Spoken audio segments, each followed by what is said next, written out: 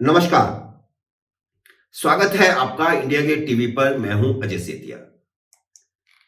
मित्रों, किसी ने ऐसा सोचा ही नहीं था कि मनीष सिसोदिया की गिरफ्तारी आम आदमी पार्टी को इतना हिलाकर रख देगी। अभी सिर्फ 2 महीने पहले अरविंद केजरीवाल सिसोदिया की गिरफ्तारी की कामना कर रहे थे। उन्होंने सार्वजनिक तौर पर कहा था कि सिसोदिया की गिरफ्तारी से आम आदमी पार्टी को राजनीतिक फायदा होगा। यह गुजरात विधानसभा चुनाव की बात है और उसी समय सिसोदिया के घर पर छापा पड़ा था। तो केजरीवाल ने कहा था कि सिसोदिया गिरफ्तार हो गए तो गुजरात में आम आदमी पार्टी की सरकार बनना पक्का हो जाएगा, आम आदमी पार्टी को पूर्ण बहुमत मिलेगा। फिर ऐसा क्या हुआ कि सिसोदिया की गिरफ्तारी होते ही आम आदमी पार्टी में खलबली मच गई। केजरीवाल को 9 महीनों से जेल में पड़े सत्येंद्र जैन से भी इस्तीफा लेना पड़ा। अब कुछ लोग कहते हैं कि केजरीवाल दिल्ली की सत्ता का धन उगाही के लिए इस्तेमाल कर रहे हैं, लेकिन खुद उन पर कोई आंच ना आए इसलिए अपने पास कोई विभाग नहीं रखा हुआ। पैसा कमाने वाले नए नए तरीके वह खुद बनाते हैं, इसी की खोज में लगे रहते हैं, लेकिन फाइलों पर दस्तखत अपने भरोसेमंद मंत्रियों से कराते हैं ताकि विधायकों में बात भी नहीं फैले। अगर भरोसेमंद मंत्री होगा तभी वह बात छुपी रहेगी, ढकी रहेगी और कुछ दरवाजों के भीतर रहेगी। सत्येंद्र जैन और मनीष सिसोदिया उनके सबसे ज्यादा भरोसेमंद थे। नंबर 2 मनीष सिसोदिया और नंबर 3 सत्येंद्र जैन।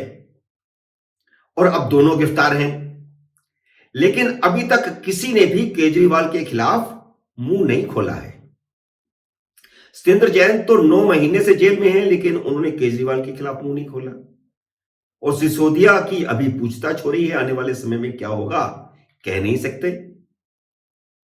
हालांकि सिसोदिया के इस्तीफे से ऐसा लगता है कि उनकी आत्मा जागी है। अगर यह सच है कि उनकी आत्मा जागी है तो वह देर सवेर मुंह खोल सकते हैं। मैं यह नहीं कहता कि वह मुंह खोलेंगे ही, लेकिन वह मुंह खोल सकते हैं। राजनीतिक गलियारों में दूसरी बात यह चल रही है कि सिसोदिया का इस्तीफा सत्येंद्र जैन से पीछा छुड़ाने के लिए हुआ है।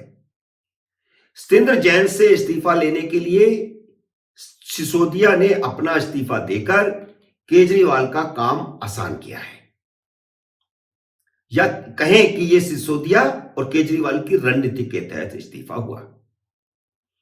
केजरीवाल शुरू में यह समझते थे कि सत्येंद्र जैन जल्द ही जेल से बाहर आ जाएंगे, लेकिन 9 महीने से उनकी जमानत नहीं हुई तो केजरीवाल को लगने लगा था कि सत्येंद्र जैन गले की हड्डी बन गए हैं।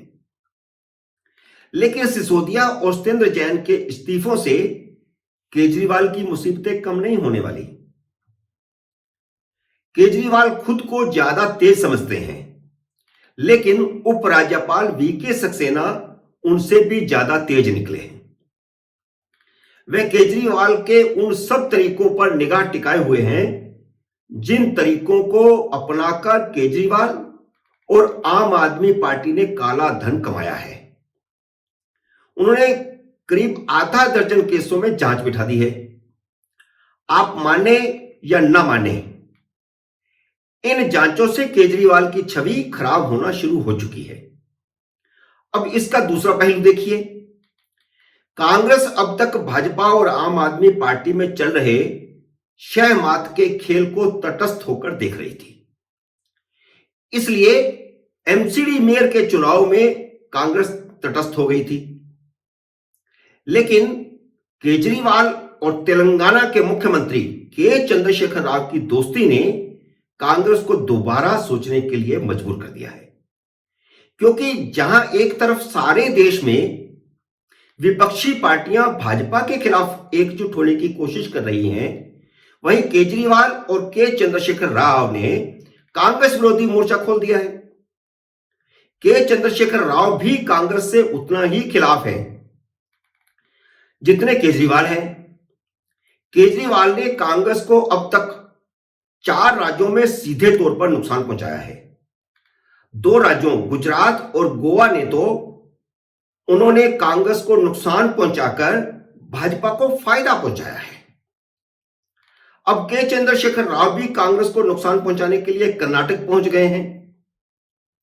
उन्होंने जेडीएस से चुनावी गठबंधन करके कांग्रेस के प्रभाव वाले विधानसभा क्षेत्रों में अपने उम्मीदवार खड़े कर दिए हैं। केजरीवाल सरकार के शराब घोटाले ने कांग्रेस को के चंद्रशेखर राव और केजरीवाल के खिलाफ बड़ा मुद्दा दे दिया है। इन दोनों के खिलाफ अब साझा रणनीति बनेगी, क्योंकि इस शराब घोटाले ने यह साबित करना शुरू कर दिया है कि केजरीवाल और के चंद्रशेखर राव में सिर्फ राजनीतिक गठबंधन नहीं हुआ है, बल्कि काली कमाई का गठबंधन भी हुआ है। शराब घोटाले में जिस दक्षिण लाबी का नाम आ रहा है, उसके तार के चंद्रशेखर राव के परिवार से जुड़े हैं। चंद्रशेखर राव की बेटी कविता का नाम सामने आ चुका है और सीबीआई उनसे पूछताछ भी कर चुकी है।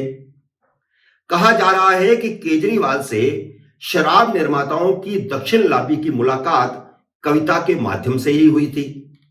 कांग्रेस महासचिव अजय माकन का बयान सिर्फ शुरुआत भर है। सिसोदिया का सुप्रीम कोर्ट में बचाव करने वाले कांग्रेस प्रवक्ता अभिषेक मनु सिंघवी को निशाना बनाने के लिए उन्होंने शराब घोटाले पर हमला बोला है। आने वाले दिनों में अरविंद केजरीवाल और के चंद्रशेखर राव के खिलाफ कांग्रेस अजय माकन की लाइन ही अपनाएगी, यानी इन दोनों राज्यों और दोनों मुख्यमंत्रियों के खिलाफ कांग्रेस और भारतीय जनता पार्टी की एक लाइन होगी। आने वाले दिनों में इन दोनों राज्यों में राजनीतिक भगदड़ भी बहुत होने वाली है। इसी भगदड़ में हो सकता है कि केंद्र सरकार को दोनों ही राज्यों में 356 लगाने का मौका भी मिल जाए। मित्रों, उम्मीद है मेरा यह विश्लेषण और भविष्यवाणी आपको पसंद आई होगी। इसे लाइक कीजिए, शेयर कीजिए और अगर आपने मेरे YouTube चैनल को सब्सक्राइब नहीं किया तो कृपया सब्सक्राइब कीजिए और घंटी का बटन भी दबाइए, ताकि जैसे ही मेरा नया वीडियो आए आपको सूचना मिले। मेरे नए वीडियो का करिए इंतजार। तब तक नमस्कार।